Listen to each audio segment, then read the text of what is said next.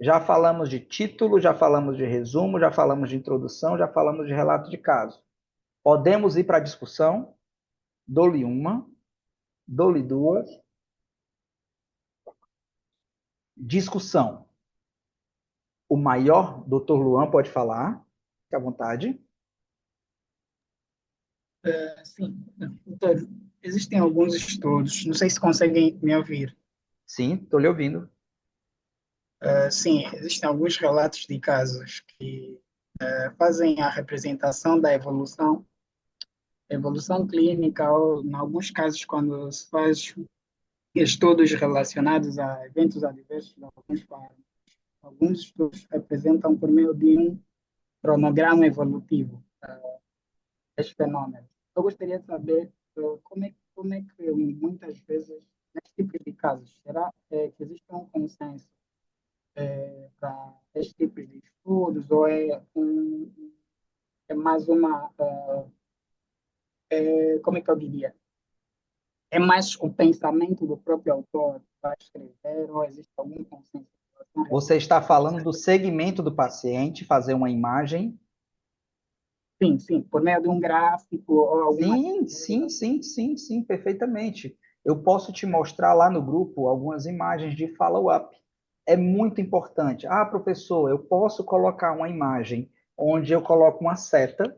No primeiro dia tem uma bolinha. Dia 1º de maio de 2024, paciente foi assistido no hospital. Dia 2, dia 5 de maio, o paciente foi operado. Dia 3, fisioterapia. Dia 4, tratamento. Dia 5, óbito. Eu posso fazer uma linha de segmento?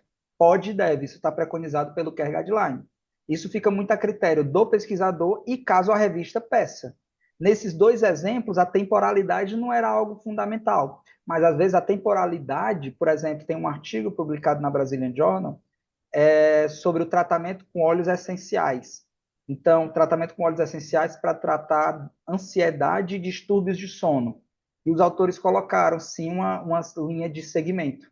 Isso é importante. Isso ilustra também o trabalho muito claramente, tá? Uma possibilidade muito bacana e que, de fato, está preconizado lá no Care Guideline também, tá? Não é uma obrigação, depende da temática do artigo, demandar ou não um segmento, tá bom? Perfeito? Obrigado. Professor, discussão. Eu morro de medo de discutir um artigo. Pessoal, só vai falar de futebol quem assiste futebol. Só vai falar de economia quem assiste economia. Não queiram fazer um artigo que não está dentro do universo de vocês. Não queira falar de cirurgia se você não é cirurgião.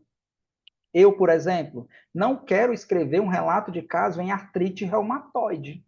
Eu nunca estudei isso. Eu trabalho câncer hematológico. Então, é muito difícil você discutir sobre algo que você não domina, que você não lê. A grande dificuldade das pessoas com a discussão é porque elas querem falar de algo que elas não dominam. Se você não domina, você não escreve. Se você domina, você escreve. E o domínio está atrelado à leitura. Eu tenho convicção que hoje é muito tranquilo. Deixa eu ver aqui se ele está aqui. Eu não sei se o doutor Everton está. O doutor Everton ainda não retornou. É muito tranquilo para o doutor Everton, é muito tranquilo para o doutor Jonas Guzmão, que está aqui, falar de cirurgia bucomaxilofacial. É muito tranquilo. Se você sabe, você discute. Se você não sabe, você não discute. Simples assim. Professor, tem dica para discussão? Tá aqui as dicas em teoria, mas eu vou mostrar uma dica principal, tá? Eu quero que a partir de hoje, podem fazer o print. Eu quero que a partir de hoje vocês sigam as regras dos 4 passos. O que é a regra dos 4 passos, professor? É lembrar que toda discussão que você venha fazer com qualquer pessoa, se você estiver conversando sobre futebol, você vai contextualizar. Ei, pessoal, vocês viram que o menino Ney, o Neymar, voltou a jogar no Al Hilal, lá da Arábia, depois da lesão? Contextualizei o tema. Qual é o primeiro resultado? Você pode gerar uma indagação. Mas ele teve uma lesão muito séria no menisco. Será que ele está apto a voltar de fato e, claro, fazer gols para o time? Você pode confrontar com a literatura. Vem um colega e diz, mas ele já teve outras lesões, ele se recuperou. Muito bacana. Aí vem outro colega e diz, mas o Ronaldo, fenômeno, quando ele se lesionou no joelho, ele já não voltou mais, voltou em sobrepeso e o seu rendimento não foi o mesmo. E você pode dizer, não, eu acredito que o Neymar, ele vai de fato retornar suas atividades como jogador e vai fazer muitos gols no seu time lá na Arábia. Eu acredito que ele vai ser o bola de ouro da Arábia Saudita ou o melhor jogador do mundo, mesmo depois da lesão. O que é que eu fiz agora? Gerei hipóteses. Professor, a gente está falando de ciência, a gente não está falando de futebol. Discussão é a mesma coisa. Você só discute sobre algo que você domina. Você tem que saber contextualizar, você tem que mostrar o seu resultado, você tem que confrontar com a literatura, que são os outros autores, é a hora que você conversa com outros pesquisadores frente à evidência científica, e é aqui que você vai gerar possibilidades. Se vocês repetirem os 4 passos na discussão de vocês, vocês vão ter sucesso em escrever qualquer tipo de artigo, não somente relato de caso, ok, pessoal? Vamos lá. Leitura da nossa discussão. Vou mostrar duas discussões, perdão. Uma discussão mais ampla e uma discussão mais breve. Tá? Nós temos 2 artigos aqui. Discussão do nosso artigo de relato de caso de linfoma linfoblástico de células B primário cardíaco. O diagnóstico de LCP é extremamente raro. Estou contextualizando a temática. Recentemente, creche avaliaram a incidência de tumores cardíacos primários em um estudo populacional de 14 anos. Os pesquisadores detectaram 1,38 casos por ano em 100 mil indivíduos. Os tumores mais comumente detectados foram mixoma, fibroelastoma, lipoma, rabidomioma, hemangioma, sarcoma e linfoma, foco desse estudo, representando essas porcentagens. Davis e colaboradores, o que é que eu estou fazendo? Confrontando com a literatura, mostrando que, de fato, o diagnóstico de LCP é raro. Davis e colaboradores também estudaram a experiência dos Estados Unidos com malignidade cardíacas pediátricas primárias. Eles detectaram uma incidência ajustada por idade de 0,006% para 100 mil indivíduos nos Estados Unidos. O subtipo mais comum foi o sarcoma mole, seguido pelo linfoma não Hodgkin, foco desse estudo. Até onde sabemos, o caso aqui estudado é o primeiro relatado de um adulto com linfoma linfoblástico cardíaco primário de células B. Ou seja, vamos voltar para a nossa temática do nosso espaço. Eu contextualizei. Qual foi a contextualização, professor? O diagnóstico é extremamente raro. Resultado, eu estou mostrando que ele é raro e principalmente que o nosso caso ele é o primeiro na literatura. Como é que eu mostro que ele é o primeiro na literatura? Pois eu enalteci que ele é raro em 2 artigos, principalmente em uma coorte de 14 anos e também frente à incidência dos Estados Unidos, enaltecendo de fato que o nosso artigo é raro. Ou seja, eu segui contextualização, resultado e confronto com a literatura. Aqui eu não tenho geração de hipóteses para fazer para dizer que ele é mais raro. Não faz sentido. Vamos continuar? Esse distúrbio é altamente agressivo, com predominância de linhagem de células T e geralmente apresenta uma massa mediastinal anterior volumosa, derrame pleural e organomegalia. Após revisar a literatura, ou seja, confrontar com a literatura, detectamos apenas um caso de linfoma linfoblástico primário de células B. O caso foi uma criança de 10 anos que apresentou fadiga, síncope e vômitos por 2 semanas antes do diagnóstico. O subtipo mais comum de LCP é o DLBCL, que é detectado em mais de 50% dos linfomas cardíacos, seguido pelo linfoma de células B de baixo grau. Lá na tabela, que ele foi enaltecido nos relatos de casos semelhantes ao que foi evidenciado nesse artigo, sempre confrontando com literatura científica internacional. A maioria dos pacientes com LCP apresenta sintomas relacionados à frequência cardíaca ou dificuldade em respirar. A dispneia é o sintoma mais comum, que pode estar relacionado ao derrame pleural. Os pacientes ocasionalmente relatam uma história de vários meses de fadiga progressiva, suor noturno e perda de peso antes do diagnóstico. Professor, quer dizer que eu posso dar uma aula clínica na discussão? Claro, isso é contextualizar, isso é gerar informação, isso é mostrar que o teu caso é raro e você tem que enaltecer ele na prática clínica. Nada melhor do que você enaltecer o seu caso clínico com evidência científica robusta.